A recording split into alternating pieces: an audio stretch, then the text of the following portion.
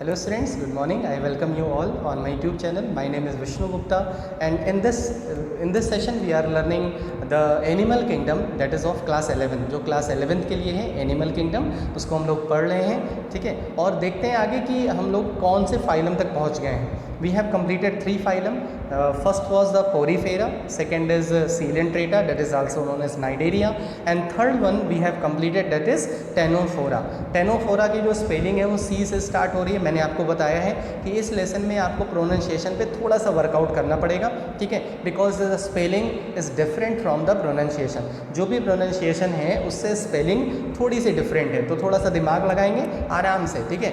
कभी भी ये मत सोचना कि बहुत टिपिकल है। अगर आपने कोई चीज़ दिमाग में सोच ली, जैसे अगर हमें स्नीजिंग आ गई और हमें थ्रोट में प्रॉब्लम हो गई, ठीक है, तो साइकोलॉजिकली अगर आपने सोच लिया कि you are suffering from corona, तो आपको ना आपकी जो मतलब जो मेंटल कंडीशन है वो भले ही कोरोना नहीं होगा, लेकिन आपको क्या होगा कि अरे यार कोरोना लगता है, कोरोना ही हो गया।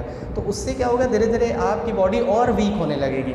और उस दिन हो सकता है कि मतलब किसी को ना हो, लेकिन अगर आपको ऐसी कंडीशन होती है तो आप साइकोलॉजिकली थोड़ा सा स्ट्रांग होने की कोशिश ज़रूर किया करिए। जब भी कोई कंडीशन ऐसी आए तो साइकोलॉजिकली अपने आप को, विल पावर अपने आप को स्ट्रांग किया करिए।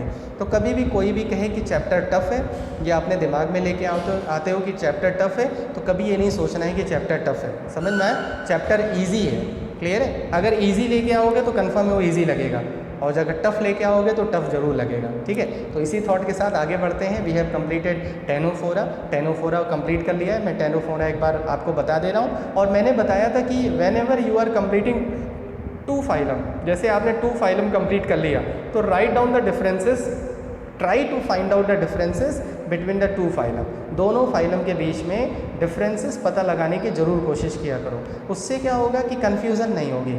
जब भी आप उसको कंप्लीट करोगे तो आपको कन्फ्यूज़न नहीं होगी, ठीक है। तो टेनोफोरा में एक बार फिर से बता दे रहा हूँ। देखो टेनोफोरा में क्या था कि इनका नाम मैंने बताया था ना कि फर्स्ट कैरेक्टरिस्टिक इनके नाम पे बता सकते हैं। तो टेन का मतलब यहाँ पे क्या है, कॉम्ब, जो कॉम्ब यूज़ करते हैं हम, ठीक है। कॉम्ब में जैसे प्लास्टिक लगे होते हैं ऐसे ऐसे, ठीक है, इस तरह से, ऐसे ही इनकी बॉडी में क्या लगे होते हैं, सिलिया लगे होते हैं। और ये कितने होते हैं, 8 होते हैं। तो 8 कॉम्ब प्लेट्स होती हैं। मैंने कल बताया था आपको कि अगर आप यहाँ पे काउंट करो तो देखो 1 2 3 और 4, ये 4 कॉम्ब प्लेट्स हैं। यही 4 पीछे भी होंगी क्योंकि ये आगे का पोर्शन है, ठीक है, और यही क्या होगा, पीछे भी होगा, क्लियर है। तो इस तरह से कितनी कॉम्ब प्लेट्स हो गई यहाँ पे, 8 कॉम्ब प्लेट्स हो गई, क्लियर है, ठीक है। तो सबसे पहला कैरेक्टरिस्टिक हम इसके नाम पे बता सकते हैं कि they are having comb plates. कितनी, अब उसी पे कनेक्ट कर दो कि कॉम्ब प्लेट्स कितनी होती हैं, 8 होती हैं। फंक्शन क्या होता है, लोकोमोशन होता है। क्या लगी होती हैं, सिलिया लगे होते हैं, ठीक है। और ये सी वॉलनट की तरह दिखते हैं, मतलब इनको हम सी वॉलनट भी बुलाते हैं क्योंकि इनका जो स्ट्रक्चर है ना वो एकदम जेली की तरह होता है। मैंने आपको उस दिन कल बताया, मतलब नेक्स्ट प्रीवियस क्लास में बताया था कि इनका जो स्ट्रक्चर होता है, ठीक है, मतलब जो पिक्चर होती है, मतलब मतलब विजुअली अगर हम इसको विजुअलाइज करें तो एकदम ये जेली की तरह दिखते हैं। देखो मैंने यहाँ पे पिक्चर लगाई थी कल, ठीक है, ये जेली की तरह ट्रांसपेरेंट। अंदर का जो पार्ट है वो कलरफुल होता है क्योंकि इनके अंदर एक प्रॉपर्टी होती है बायोल्यूमिनेसेंस। बायोल्यूमिनेसेंस मतलब कि ये मतलब they are having capability to emit the light को एमिट कर सकते हैं। जैसे आपने जुगनू को देखा होगा, जुगनू is different and this is different. ये एक्वेटिक होते हैं, जुगनू टेरेस्ट्रियल होते हैं, ठीक है। और दोनों के अंदर वो कैपेबिलिटी होती है कि इनके पास ऐसी सेल्स होती हैं जो लाइट को एमिट कर सकती हैं, ठीक है, क्लियर है। तो इस तरह से मैंने ये सब के बारे में बताया था। और मैंने बताया था कि इनके पास गैस्ट्रोवेस्कुलर कैविटी होती है, माउथ भी होता है, लेकिन एनाल पोर भी देखे गए, ठीक है। जैसे सीलेंट्रेटा में एनाल पोर नहीं थे, लेकिन इनके बॉडी में एनाल पोर देखे जाते हैं, क्लियर है, ठीक है। तो इस तरह से इनके कैरेक्टरिस्टिक थे। रेस्पिरेशन, एक्सक्रीशन, ये सब कुछ नहीं होता। डायजेशन इंट्रासेलुलर और एक्स्ट्रा सेलुलर दोनों होता है, ठीक है। ये कैसे, किस पे फीड करते हैं, जूप्लैंक्टन पे। इनके बॉडी में टेंटिकल्स लगे होते हैं, उसी टेंटिकल्स की हेल्प से ये फूड को क्या कर लेते हैं, कैप्चर कर लेते हैं। बैलेंस मेंटेन करने के लिए इनके बॉडी में एक ऑर्गन होता है, that is known as statocyst, जिसको हम स्टैटोसिस्ट के नाम से जानते हैं। अब एक बात है कि हर्माफ्रोडाइट, सब लोग को पता लग गया कि हर्माफ्रोडाइट क्या है, अब मुझे बताने की ज़रूरत नहीं है, ठीक है। रिप्रोडक्शन कैसा होता है, सेक्सुअल होता है, केवल ए सेक्सुअल रिप्रोडक्शन नहीं होता। फर्टिलाइजेशन एक्सटर्नल, मतलब मेल गैमीट और फीमेल गैमीट दोनों बाहर की तरफ रिलीज हो जाएंगे, और फर्टिलाइजेशन क्या होगा, एक्सटर्नल होगा। समझ में आया, ठीक है। इनके बॉडी में एक लार्वा पाई जाती है जिसको बोलते हैं साइडिपिड लार्वा। तो साइडिपिड लार्वा इनके लार्वा का नाम हो गया, क्लियर है। ठीक है, और एग्जाम्पल मैंने बता दिया था। और ये जो जादू वाले कैरेक्टरिस्टिक थे, याद है ना, ठीक है, कि आपको ये 4 कैरेक्टरिस्टिक सबसे लास्ट में लिखने हैं, ठीक है। तो इस तरह से कैसे मैं कैरेक्टरिस्टिक को कनेक्ट करता हूँ, ये बहुत इंपॉर्टेंट है, तो इसको आपको प्लान करना पड़ेगा, ठीक है। चलो, ये मैंने डिफरेंसेस बता दिया था कि इनके बीच में क्या डिफरेंस है। Next phylum we are going to study about the Platyhelminthes, ठीक है, उसका नाम क्या है, प्लेटीहेल्मिन्थस। तो प्लेटीहेल्मिन्थस पे जाने से पहले मैंने उसके कुछ पिक्चर्स लगा दी है, ठीक है। आप इन पिक्चर्स में देख सकते हो, इन पिक्चर्स में आपको एक चीज़ ऑब्जर्व हो रही है कि ये फ्लैट हैं। अभी तक जो आपने एनिमल्स देखे थे वो उनका स्ट्रक्चर बहुत अजीब तरह से होता था, ये क्या है, फ्लैट है। जैसे आपका जो पाम है ये फ्लैट है, फ्लैट है ना, आपका जो पाम है ये फ्लैट है, और आपके पाम की 2 सरफेस होती है, ठीक है। देखो बायोलॉजी में क्या होता है, एक सरफेस होती है डॉर्सल और एक होती है वेंट्रल। जैसे आप अपने दिल पे हाथ रखिए, ठीक है, तो ये वेंट्रल है, और अपनी पीठ थपथपाइए, ये क्या है, डॉर्सल है। तो ये वेंट्रल सरफेस है और ये क्या है, डॉर्सल सरफेस है, ठीक है। तो जितने भी ऑर्गन्स, मतलब जितने भी ऑर्गेनिजम्स ऐसे होते हैं जो फ्लैट होते हैं, उनके बॉडी में 2 सरफेस देखने को मिलता है, और दोनों सरफेस एक दूसरे से डिफरेंट होती है, दोनों सरफेस एक जैसी नहीं होती। जैसे अगर आपको कोई मतलब चेस्ट पोर्शन देखेगा और कोई बैक पोर्शन देखेगा तो दोनों में डिफरेंट नज़र आएगा, समझ में आया, ठीक है। तो दोनों, इसीलिए इसको बोलते हैं डॉर्सो वेंट्रल सरफेस, ठीक है। समझ में आ गया कि डॉर्सो वेंट्रल सरफेस क्या होता है। जैसे अगर मान लो ये है, इसको आप वेंट्रल मान लो, तो ये पीछे वाला क्या हो जाएगा, डॉर्सल हो जाएगा। जैसे मैंने अभी बताया, आपने दिल पे हाथ रखिए, तो वो सरफेस आपकी क्या है, वेंट्रल है, और जो पीछे है वो क्या है, डॉर्सल है। क्लियर है। तो इनकी बॉडी क्या होती है, फ्लैट होती है। तो फ्लैट होती है तो 2 सरफेस दोनों एक दूसरे से डिफरेंट होते हैं, ठीक है, सेम नहीं होते। अगर सेम होते तो उसको डॉर्सो वेंट्रल ना बुलाते हैं। क्लियर है। तो एक चीज़ यहाँ से देख, फ्लैट है, कुछ रिबन लाइक दिख रहा है, जिसको टेप वॉर्म बोलते हैं, डिजीज़ भी काज करता है। लिवर फ्लूक है, ये भी डिजीज़ काज करता है। लेकिन प्लेनेरिया, आपने 10th क्लास में प्लेनेरिया के बारे में पढ़ा है। प्लेनेरिया में आपने एक चीज़ पढ़ी थी कि which type of reproduction take place in the planaria, regeneration, means they are having capability of regenerate their organ, अपने आप को रीजनरेट की कैपेबिलिटी होती है, रीजनरेशन की। और यही एक ऐसे एनिमल हैं जिनके पास सबसे पहले आई स्पॉट देखे गए थे। आई नहीं है ये, याद रखना, आई क्या है, स्पॉट, मतलब आई जैसे ही कुछ स्पॉट देखे गए थे, एकदम आई की तरह बिहेव नहीं करते थे, लेकिन आई स्पॉट होते थे। क्लियर है। तो हम लोग एक एक मतलब कैरेक्टरिस्टिक को बहुत अच्छे से पढ़ेंगे, और जैसे मैंने बताया है, first characteristic on the basis of the name. Clear है। तो स्टार्ट करते हैं प्लेटीहेल्मिन्थस। देखो, प्लेटी मतलब हो गया फ्लैट, हेल्मिन्थस, जहाँ पे भी हेल्मिन्थस आ जाए उसका मतलब होता है वार्म। जैसे आपको डॉक्टर सजेस्ट करता है कि हर दूसरे महीने, हर 2 मंथ पे आपको एक एंटी हेल्मिन्थिक टैबलेट ले लेनी चाहिए। एंटी हेल्मिन्थिक मतलब वार्म, एंटी वार्म। होता क्या है कि हम वेजिटेबल्स, फ्रूट्स ये सब खाते हैं, ठीक है, तो उसके थ्रू वार्म भी हमारे बॉडी में जा सकते हैं। तो अगर आप क्या ले लोगे, एंटी हेल्मिन्थिक टैबलेट हर दूसरे तीसरे महीने ले ली जाती है, तो उससे क्या होता है, अगर हमारे बॉडी में कोई वार्म चला गया है तो उसकी डेथ हो जाती है। आपने अपने घर पे सुना होगा कि बच्चों को कीड़े की दवाई दी जाती है। एक्चुअली वो कीड़े नहीं होते, वो वॉर्म्स होते हैं, क्योंकि बच्चे क्या होते हैं कि वो सॉइल पे कोई चीज़ गिरी है तो उसको उठा के खा लेते हैं, या ज़मीन पे कोई चीज़ गिरी है उसको उठा के खा लेते हैं। तो हो सकता है विलेज में वगैरह में ज़्यादा होता है, क्योंकि विलेज में सॉइल्स होते हैं, तो सॉइल की सरफेस होती है, तो वहाँ पे चांसेस ज़्यादा होते हैं। हमारे यहाँ तो फ्लोर है, उस पर रोज़ जो है लाइजोल का वाइपिंग होती है, पोछा लगता है, तो बहुत कम चांसेस होते हैं, लेकिन विलेज में चांसेस ज़्यादा होते हैं। क्लियर है। तो हेल्मिन्थिक, जहाँ पे भी हेल्मिन्थिक वर्ड आ जाए, हेल्मिन्थिस आ जाए, उसका मतलब क्या होता है, वार्म। तो पहला कैरेक्टरिस्टिक किसके बेसिस पे हो गया, नाम पे, क्या हो गया, फ्लैट वार्म। अभी मैंने बताया अगर कोई चीज़ फ्लैट है तो उसकी 2 सरफेस होने के चांसेस होते हैं, डॉर्सो वेंट्रल सरफेस। तो देखो यहाँ पे लिखा है कि they have dorso ventral surface. Clear है। ठीक है। तो जो प्लेटीहेल्मिन्थस हैं, इसके जो मेंबर्स हैं, मतलब इसके जो एनिमल्स हैं, they may be parasite and they may be free living. Free living का मतलब होता है कि they no need to attach their self to the any host. जैसे हमारी बॉडी में कोई अगर एनिमल एंटर कर जाए तो हमारी बॉडी से वो फूड को लेगा, तभी वो रह सकता है, अदरवाइज वो सर्वाइव, मतलब वो अपनी लाइफ साइकिल को कंप्लीट नहीं कर सकता। ठीक है। लेकिन कुछ ऐसे होते हैं जो फ्री लिविंग होते हैं, जैसे प्लेनेरिया जो एग्जाम्पल है इसका, दैट इज़ फ्री लिविंग। वो कोई डिजीज़ नहीं काज करता और वो फ्री लिविंग होता है, बाहर ही रह के अपने फूड को क्या कर सकता है, टेक कर सकता है, अपने फूड को इनटेक कर सकता है। क्लियर है। ठीक है। तो समझ में आया। और पहला कैरेक्टर स्टिक नाम पे, और नाम से ही कनेक्ट कर दोगे डॉर्सो वेंट्रल सरफेस। ठीक है, अब आ जाते हैं आगे। देखो बॉडी इनकी तो फ्लैट हो गई, डॉर्सो वेंट्रल बता दिया। Oral and genital apertures mostly ventrally. अब वेंट्रल का मतलब क्या हो गया कि ऊपर ही है। जैसे अगर हम हमें देखें तो माउथ हमारा बॉडी में वेंट्रली है, ठीक है, लेकिन जो एनस होता है वो डॉर्सली है। लेकिन इनकी बॉडी में क्या होता है कि माउथ और एनस दोनों वेंट्रली पोजीशन पे होते हैं, दोनों एक ही सरफेस पे होते हैं। ठीक है, ऑर्गन सिस्टम जो ग्रेड है वो ब्लाइंड सैक होता है मोस्टली। ठीक है, जो ब्लाइंड सैक प्लान होता है, ठीक है, ये मैंने थोड़ा सा यहाँ पे एक चीज़ थोड़ा सा करेक्शन कर लेना, मैंने जेनाइटल पोर नहीं, ठीक है, मैंने एनाल पोर बोल दिया, गलत बोल दिया। जेनाइटल अपरेचर, जेनाइटल अपरेचर का मतलब हो गया कि जो फीमेल मतलब जो गैमीट प्रोड्यूस होते हैं जिस ऑर्गन से, जिस पार्ट से, उसको बोलते हैं जेनाइटल अपरेचर। अच्छा तुम लोग को ये पता होगा ना, अपरेचर्स, अपरेचर्स का मतलब होता है कोई पोर, ठीक है, कोई पार्ट जिसके थ्रू कोई चीज़ निकले तो उसको बोलते हैं अपरेचर। जैसे स्टोमेटा अपरेचर, ऐसे ही जेनाइटल अपरेचर। तो ओरल एंड जेनाइटल अपरेचर्स जो होते हैं वो वेंट्रल सरफेस पे होते हैं। मैं थोड़ा सा एनस के बारे में हो गया, एनस होता ही नहीं इनके बॉडी में, इनके बॉडी में ब्लाइंड सैक प्लान होता है। अभी आपने टेनोफोरा में देखा था कि उसमें एनाल पोर्स देखे गए थे, ठीक है, लेकिन इनके बॉडी में एनाल पोर्स मतलब एनस नहीं था। इसका मतलब है कि एनाल पोर आना स्टार्ट हो गए थे, ठीक है, लेकिन अभी पूरी तरह से डेवलप नहीं हुए हैं। ठीक है, नेक्स्ट फाइलम तक एनस भी पूरी तरह से कंप्लीट आ जाएगा। क्लियर है? तो ओरल और जेनाइटल अपरेचर ये दोनों वेंट्रल सरफेस पे होते हैं, मतलब एक ही प्लेन पे होते हैं। क्लियर है? उसके बाद ऑर्गन जो इनका जो ग्रेड होता है वो ब्लाइंड सैक प्लान होता है। ब्लाइंड सैक प्लान मैंने बताया है कि माउथ होगा लेकिन एनस नहीं होगा, और ऐसे प्लान को बोलते हैं ब्लाइंड सैक प्लान।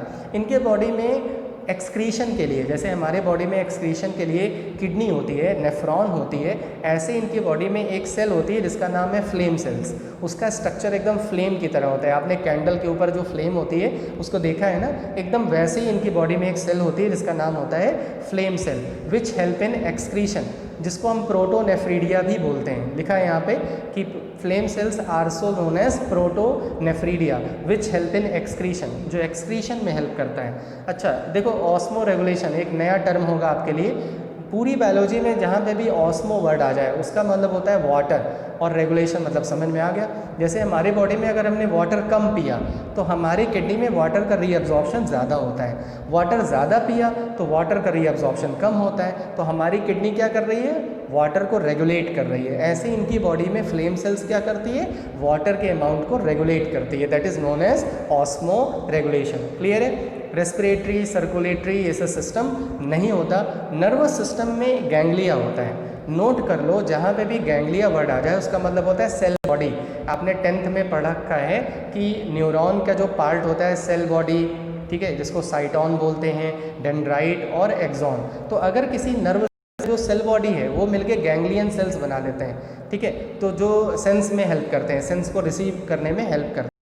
तो गैंग्लिया मतलब इनके बॉडी में जो सेल बॉडीज़ होती हैं वो गैंग्लिया बना देती हैं। तो नर्वस सिस्टम में मतलब क्या होता है, गैंग्लिया होते हैं, पेयर ऑफ गैंग्लिया होते हैं जो एंटीरियर सरफेस पे होते हैं। एंटीरियर मतलब हेड रीजन पे, ठीक है। एंटीरियर भी समझ लो, बहुत लोगों को एंटीरियर नहीं पता होगा। देखो एंटीरियर और पोस्टीरियर, जैसे ये पेन है तो इसका जो ये वाला पोर्शन है ये एंटीरियर है आगे का, और इसका जो ये पोर्शन है वो पीछे का है। जैसे आपका हेड जो है वो एंटीरियर है, लेकिन जो आपके फीट हैं वो पोस्टीरियर हैं। जैसे लिजर्ड की जो टेल है वो पोस्टीरियर है, लेकिन उसका जो हेड है वो क्या है, एंटीरियर है। तो जो गैंग्लिया होते हैं वो एंटीरियरली प्रेजेंट होते हैं। एंटीरियर मतलब हेड रीजन के आसपास प्रेजेंट होते हैं। क्लियर है? इनके बॉडी में ऐसा कोई हेड रीजन वगैरह नहीं होते, लेकिन हेड हम बुला सकते हैं, हेड मतलब आगे का पोर्शन। क्लियर है?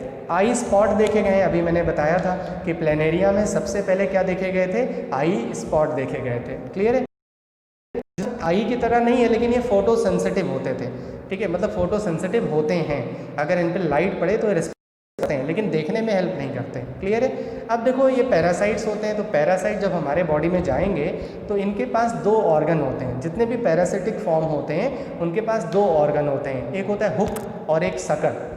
हुक का मतलब समझ गए होंगे, हुक मतलब कहीं पे किसी चीज़ को अपने आप को अटैच कर लेना, फंसा लेना। और सकर का मतलब भी समझ गए होंगे, सक का मतलब सक करना। तो with the help of the hooks they attach their self in our body, and with the help of the sucker they absorb the nutrients. Clear है? ठीक है, तो हुक्स एंड सकर्स होते हैं किसमें, पैरासिटिक फॉर्म में। जो ओरल सकर्स होते हैं ठीक है। इनके बॉडी में कई सारे टाइप के सकर्स होते हैं। ओरल सकर जो एंटीरियर होते हैं, एक सकर होता है एसिटेबुलम जो वेंट्रली होता है। मैं दिखा दे रहा हूँ पिक्चर में एसिटेबुलम, ये देखो इस पिक्चर में देखो, ये दिख रहा है ना एसिटेबुलम। तो एसिटेबुलम क्या है, एक सकर है जो वेंट्रल सरफेस पे प्रेजेंट होता है, ठीक है। और कुछ और भी सकर होते हैं जो कहाँ प्रेजेंट होते हैं, वो एंटीरियरली प्रेजेंट होते हैं। इस तरह से क्या होते हैं, इनके पास सकर्स होते हैं जो किस में हेल्प करते हैं, न्यूट्रिएंट को सक करने में हेल्प करते हैं। क्लियर है, ठीक है। तो इस तरह से पैरासिटिक फॉर्म हो गया। उसके बाद आ जाओ हेर्मेफ्रोडाइट होते हैं। हेर्मेफ्रोडाइट मतलब male and female present on the same body, ठीक है। गोनेड्स का मतलब हो गया, देखो ये जैसे मेल के अंदर टेस्टिस होती है, फीमेल के अंदर ओवरी होती है, in the same way they are also having gonads, ठीक है। तो टेस्टिस को गोनेड्स बुलाते हैं, ओवरी को भी गोनेड्स बुलाते हैं, याद रखना। तो इनके बॉडी में क्या होते हैं, गोनेड्स होते हैं वेयर गैमीट्स आर प्रोड्यूस्ड। और फर्टिलाइजेशन इंटरनल होता है, याद रखना, ठीक है। जो फर्टिलाइजेशन होगा वो क्या होगा, इंटरनल। डेवलपमेंट डायरेक्ट भी हो सकता है, इनडायरेक्ट भी हो सकता है। अभी तक आपने जितने भी एनिमल पढ़े, पोरीफेरा, सीलेंट्रेटा, टेनोफोरा, उन सब में डेवलपमेंट इनडायरेक्ट होता है, मतलब लार्वल स्टेज के थ्रू होता है। इनमें दोनों होता है। जितने भी पैरासाइट्स होते हैं जो हमारे बॉडी पे होते हैं, ठीक है, उनमें जो डेवलपमेंट होता है वो इनडायरेक्ट होता है। लेकिन जो फ्री लिविंग होते हैं, जो बॉडी पे नहीं होते, ठीक है, वो क्या होते हैं, वो डायरेक्ट उनमें होता है। क्लियर है, तो यहाँ पे देखो लिखा हुआ है, क्लियर। उसके बाद इनके बॉडी में बाइलेटरल सिमेट्री होती है, पता है आपको, जादू वाला कैरेक्टरिस्टिक आ गया। टेनोफोरा तक रेडियल सिमेट्री, उसके बाद जब क्या है सब बाइलेटरल सिमेट्रिकल। अब यहाँ से ट्रिप्लोब्लास्टिक मिलने लगेगा आपको, ठीक है। और ये दे आर एसिलोमेट। एसिलोमेट मतलब पता है आपको, there is no body cavity. इनके बॉडी में कोई कैविटी नहीं होती, बॉडी कैविटी नहीं होती, गट तो होती है। क्लियर है, ठीक है। उसके बाद देखो मैंने कुछ एग्जाम्पल, अब तो कैरेक्टरिस्टिक इनके कंप्लीट हो गए, ठीक है। कैरेक्टरिस्टिक आपको अच्छे से समझ में आ गए होंगे, लेकिन इनके कुछ एग्जाम्पल्स हैं जिनके बारे में मैंने थोड़ा सा यहाँ पे ज़्यादा एक्सप्लेनेशन में देने जा रहा हूँ। आपकी बुक में लिखा तो होगा कि जो फ्लैट वॉर्म होता है वो डिजीज़ काज करता है, लिवर फ्लूक होता है वो डिजीज़ काज करता है, ठीक है। तो लेकिन कौन सी डिजीज़ काज करता है, कैसे डिजीज़ काज करता है, ये नहीं लिखा है। तो ये थोड़ा सा एक्स्ट्रा है, ये आपके एनसीईआरटी में नहीं है। एग्ज़ाम मतलब बोर्ड एग्ज़ाम के लिए नहीं इम्पॉर्टेंट है, लेकिन आपके कॉम्पिटिटिव एग्ज़ाम के लिए इम्पॉर्टेंट है, इसीलिए मैंने यहाँ पे इसको लगा दिया है। देखो एक इनका एग्जाम्पल होता है, मतलब एक इनका मेंबर होता है जिसका नाम होता है फैसियोला हिपैटिका। इसी को लीवर फ्लूक बोलते हैं। याद रखना, जहाँ पे भी हिपैटिक वर्ड आ जाए, हिपैटिक, आज से पूरी बायोलॉजी में जहाँ पे भी हिपैटिक वर्ड आ जाए उसका रिलेशन होता है लिवर से। क्लियर, तो इसीलिए इसका नाम क्या हो गया, लिवर फ्लूक, फैसियोला हिपैटिका, ठीक है। लिवर फ्लूक क्या करते हैं, डिजीज़ काज करते हैं, लेकिन ये मोस्टली डिजीज़ काज करते हैं शीप में, काऊ में, पिग में, ठीक है। लेकिन बहुत रेयर है कि डिजीज़ काज करते हैं ह्यूमन में, बहुत रेयर है, ठीक है। तो ये लीवर में इन्फेक्शन करते हैं, इसलिए इसका नाम क्या पड़ गया, लिवर फ्लूक। और मोस्टली कौन से एनिमल में डिजीज़ काज करते हैं, कैटल में, शीप में, पिग में, और ह्यूमन में रेयर होते हैं। क्लियर है, तो ये हो गया फैसियोला के बारे में। नेक्स्ट आ जाओ टीनिया, ये इंपॉर्टेंट है काफ़ी, ठीक है। टीनिया सोलियम इसका पूरा नाम होता है, इसको बोलते हैं टेप वॉर्म, ठीक है। टेप की तरह होता है, अभी मैंने इसके पहले सबसे पहली वाली स्लाइड में आपको दिखाया था एक स्ट्रक्चर टेप की तरह होता है, जैसे सेलो टेप होता है, एकदम वैसे ही होते हैं, ठीक है। तो ये क्या होते हैं, ये बड़े मतलब कह सकते हैं कि दे कैन कॉज डिजीज़, मतलब बहुत ज़्यादा डिजीज़ है काज कर सकते हैं। रूरल एरिया में ज़्यादा डिजीज़ होती हैं इनकी वजह से, ठीक है। और लोगों की डेथ भी हो सकती है अगर ये सीवियर कंडीशन में आ जाए, ठीक है। तो यहाँ पे हम लोग यही पढ़ेंगे कि टीनिया से कौन सी डिजीज़ होती है, उसके सिम्टम्स कौन से होते हैं, और ये कैसे फैलता है, कैसे अपनी लाइफ साइकिल को कंट्रोल मतलब रेगुलेट करता है, ठीक है। तो लाइफ साइकिल का मतलब हो गया, देखो जितने मोस्टली एनिमल्स जो होते हैं उनको अपनी लाइफ साइकिल को कंप्लीट करने के लिए कभी कभी 2 होस्ट की ज़रूरत होती है। जैसे हमें अगर मान लो 2 घर हैं हमारा, तो कहीं पे हम कुछ कर रहे हैं, कहीं पे सो रहे हैं, कहीं पे जाके खा रहे हैं, ठीक है। तो हमारे लिए क्या हो गया, 2 होस्ट हो गए। ऐसे ही कुछ एनिमल्स ऐसे होते हैं, कुछ पैरासाइट्स ऐसे होते हैं जो जिनके लिए 2 होस्ट चाहिए होते हैं। जैसे मलेरिया किससे होता है, प्लाज्मोडियम से होता है। प्लाज्मोडियम को 2 होस्ट चाहिए होते हैं, एक होता है ह्यूमन और दूसरा होता है फीमेल एनाफिलीज मॉस्किटो। तो उसको कितने होस्ट चाहिए, 2 होस्ट चाहिए। ऐसे ही टीनिया को भी 2 होस्ट चाहिए अपनी लाइफ साइकिल को कंप्लीट करने के लिए, ठीक है। तो पढ़ते हैं, सबसे पहले इसको टेप वॉर्म बोलते हैं, ये स्मॉल इंटेस्टाइन में होता है ह्यूमन के, ठीक है। और लार्वल स्टेज जो होती है वो कैटल में होती है, समझ में आया। मतलब जो एडल्ट होता है, जो एडल्ट पार्ट होता है वो कहाँ पाया जाता है, मैन में। मतलब ये जब लार्वल स्टेज में बॉडी में एंटर कर जाते हैं तो ये किस में चेंज हो जाते हैं, एडल्ट में चेंज हो जाते हैं, ह्यूमन की बॉडी में। मैन का मतलब है ह्यूमन, ठीक है। और कैटल सॉरी लार्वल स्टेज में किस में होंगे, कैटल में होंगे और पिग में होंगे। मैंने यहाँ पिग का जो है वो पिक्चर लगा दी, ठीक है, छोटा सा है। तो पिग, क्लियर, पिग और कैटल। तो जो लोग पिग और कैटल खाते हैं उनके बॉडी में इस वॉर्म के आने के चांसेस बढ़ जाते हैं, ठीक है। इनके सिम्टम्स देखो क्या क्या होते हैं। एब्डोमिनल पेन होता है, नोजिया, नोजिया मतलब वोमिटिंग की फीलिंग आना या वोमिटिंग होना, मतलब नहीं होती, नोजिया मतलब यहाँ पे है वोमिटिंग की फीलिंग आना, ठीक है। उसके बाद एनीमिया, एनीमिया मतलब पता है ब्लड का लॉस होना। लॉस ऑफ एपेटाइट मतलब भूख ना लगना। ईओसाइनोफीलिया, ईओसाइनोफिल हमारे WBC में एक सेल्स होती हैं जो वॉर्म को किल करती हैं और यही बढ़ जाती हैं। ईओसाइनोफीलिया मतलब ईओसाइनोफिल बढ़ जाती हैं, ठीक है। क्यों बढ़ जाती है, क्योंकि बॉडी में वॉर्म्स ज़्यादा आ गए, तब भी इसको डैमेज मतलब इसको पूरी तरह से वो डैमेज नहीं कर पाती। तो अगर किसी की बॉडी में ईओसाइनोफीलिया की प्रॉब्लम है, ठीक है, स्नोफीलिया नहीं, ये ईओसाइनोफीलिया है, याद रखना। तो ऐसी कंडीशन में हम जान सकते हैं कि उसकी बॉडी में कोई worm like a tapeworm enter हो चुका है, ठीक है। नर्वस डिसऑर्डर भी कर सकते हैं, हो सकता है कि ये मूव करते करते इंटेस्टाइन से मूव करते करते ब्रेन को पहुंच जाते हैं और ब्रेन के टिश्यू को भी डैमेज कर सकते हैं, इसीलिए नर्वस टिश्यू को भी डैमेज कर सकते हैं, ठीक है। अब आ जाओ इनके लाइफ साइकिल के बारे में।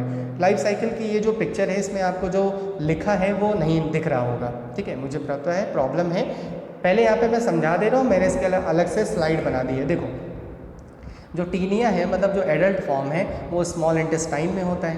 तो जब भी फीकल मैटर रिलीज़ होता है ह्यूमन का, उसमें ये आ जाते हैं, उसमें इनके एडल्ट फॉर्म आ जाते हैं, ठीक है। उसके बाद ये धीरे से एंटर कर जाते हैं किसमें, कैटल में। जब कैटल जैसे कहीं खुले में, जैसे आपने सुना है कि हमारे प्राइम मिनिस्टर ने ओपन डिफिकेशन को पूरी तरह से ख़त्म करने की कोशिश की है, ठीक है, जिसको हम स्वच्छता अभियान के नाम से जानते हैं कि टॉयलेट बनने चाहिए, मतलब टॉयलेट का यूज़ करना चाहिए, बाहर हमें डिफिकेशन नहीं करना चाहिए, मतलब फीकल मैटर को बाहर नहीं रिलीज़ करना चाहिए। उससे क्या होता है, फीकल मैटर अगर रिलीज़ किया, कोई कंटेमिनेटेड है, कोई इन्फेक्टेड है, तो उसके फीकल मैटर पे भी वो पैरासाइट्स आ जाएंगे। अब अगर मान लो कैटल या पिग, आपको पता है पिग जो है फीकल मैटर भी खाता है, तो अगर वो खा लिया उसने, ठीक है, तो उसके बॉडी में ये वॉर्म्स एंटर हो जाएंगे। जब एंटर हो जाएंगे तो वो उसको एक होस्ट और मिल गया, उसकी लाइफ साइकिल कंप्लीट हो जाएगी। फिर उनसे जब उनको कोई खाएगा तो उनके बॉडी में फिर से वो वॉर्म आ जाएगा। तो इसमें यही दिखा रहा है कि सबसे पहले ह्यूमन में है, ठीक है, ह्यूमन में किसी तरह आ गया, ह्यूमन में जब आ गया तो उसके बाद उसके फीकल मैटर से फिर ट्रांसफ़र हो गया पिग और कैटल में, फिर वहाँ पे लार्वल स्टेज आई और वही लार्वल स्टेज फिर से वेजिटेशन के थ्रू किसके बॉडी में आ सकता है, मतलब के थ्रू किसके बॉडी में आ सकता है, ह्यूमन की बॉडी में। क्लियर है। तो एक लाइफ साइकिल है टीनिया की, मतलब टेप वॉर्म की।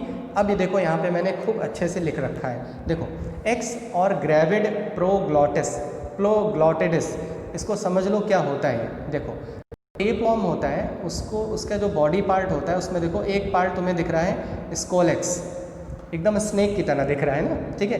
स्कोलेक्स जो होता है वो हुक की तरह होता है, वो अपने बॉडी को अटैच कर देता है। एक पार्ट होता है नेक, ये दोनों बहुत छोटे होते हैं। लेकिन जो और बॉडी पार्ट है देखो उसको बोलते हैं हम ये प्रोग्लोटाइडिस, ठीक है। तो ये होता है, इसमें कई सारे होते हैं, कभी ये छोटे इमैच्योर होते हैं, कभी मैच्योर हो जाते हैं, ठीक है। तो इसीलिए यहाँ पे इसकी पहले वाली स्लाइड में लिख रखा है कि एक्स और ग्रेविड प्रोग्लोटाइडिस इन फीकस। जब भी ह्यूमन जो होता है वो फीकस रिलीज़ करता है तो उसके फीकस में एग होते हैं या ग्रेविड, जिसको हम ग्रेविड प्रोग्लोटाइडिस बोलते हैं, ठीक है। तो ये क्या करते हैं, एनवायरनमेंट में पास हो जाते हैं। जब कैटल फीड करती है वेजिटेशन पे, ठीक है, या पिग जो है फीकल मैटर खा लेता है तो उसके बॉडी में ये एग ट्रांसफ़र हो जाते हैं। अब जब एग ट्रांसफ़र हो गए, ठीक है, तो वहाँ पे ऑनकोस्फियर्स होते हैं। ऑनकोस्फियर लार्वल स्टेज होती है जो हैचिंग होती है। हैचिंग मतलब पता है ना आपको, जैसे बर्ड एग के ऊपर बैठ के हैचिंग करता है, मतलब उसको वार्म करता है। तो उससे क्या होता है, धीरे धीरे लार्वा डेवलप होता है, तो धीरे धीरे वो इंटेस्टाइनल वॉल में चला जाता है, फिर मस्कुलेचर में चला जाता है, मतलब मसल्स में चला जाता है। ऑनकोस्फियर डेवलप इनटू साइस्टीसाइरी, ठीक है, सिस्टीसिरी। तो सिस्टीसिरी भी लार्वल स्टेज है, ऑनकोस्फियर भी लार्वल स्टेज है और सिस्टीसिरी भी लार्वल स्टेज है। वो किस में ट्रांसफ़र हो जाएगा, मसल्स में ट्रांसफ़र हो जाएगा। अब जब अगर ह्यूमन जो है वो इन्फेक्टेड कैटल या इन्फेक्टेड पिग को खाएगा तो उसके बॉडी में ये लार्वा एंटर हो जाएंगे। जब उसके बॉडी में लार्वा एंटर हो जाएंगे तो उसके बॉडी में ये एडल्ट फॉर्म में चेंज हो जाएंगे। समझ में आया? तो ये आपके सिलेबस में नहीं था, लेकिन फिर भी मैंने इसके लाइफ साइकिल को एक्सप्लेन कर दिया। हो सकता है कॉम्पिटिटिव एग्जाम में पूछ ले कि ऑन्कोस्फेयर्स क्या होते हैं। तो ऑन्कोस्फेयर किसके लार्वा होते हैं? टेप वॉर्म के लार्वा होते हैं। ठीक है। एग को क्या बुलाते हैं? ग्रेविड प्रोग्लोटाइडस बुलाते हैं। क्लियर? ठीक है। तो इस तरह से इसके बारे में हो गया। टीनिया के बारे में मैंने आपको टीनिया सोलियम के बारे में पूरी तरह से बता दिया। तो यहाँ पे प्लेटीहेलमिन्थस कंप्लीट हो गया। तो आपने कितने फाइलम अभी तक कंप्लीट कर लिए? 4। पहला पोरीफेरा, दूसरा सिलेंट्रेटा, तीसरा टेनोफोरा और चौथा फोर्थ वन इज प्लेटीहेलमिन्थस। अब आपको थोड़ी सी एडवांसमेंट देखने को मिलेगी। ठीक है। थोड़ी थोड़ी एडवांसमेंट अब आपको ऑर्गेनिज्म के अंदर देखने को मिल सकती है। अभी तक बहुत प्रिमिटिव टाइप के एनिमल्स आप पढ़ रहे थे। ठीक है। तो अच्छे से समझ में आ गया होगा। नहीं, अगर कोई भी डाउट है तो please write down in the comment box. I will explain it again.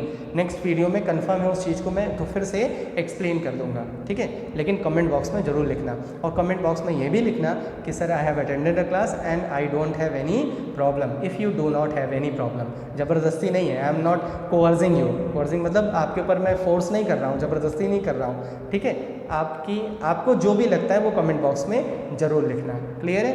ठीक है। तो I am completing this session and please revise. जैसे मैंने बताया वैसे ही कैरेक्टरिस्टिक को प्रिपेयर करिए, डिफरेंसेस ज़रूर लिखिए, आपको काफ़ी बेनिफिट मिलेगा उसका। ठीक है। तो stay fit, stay healthy and जय हिंद, जय Bharat, love you, good bye.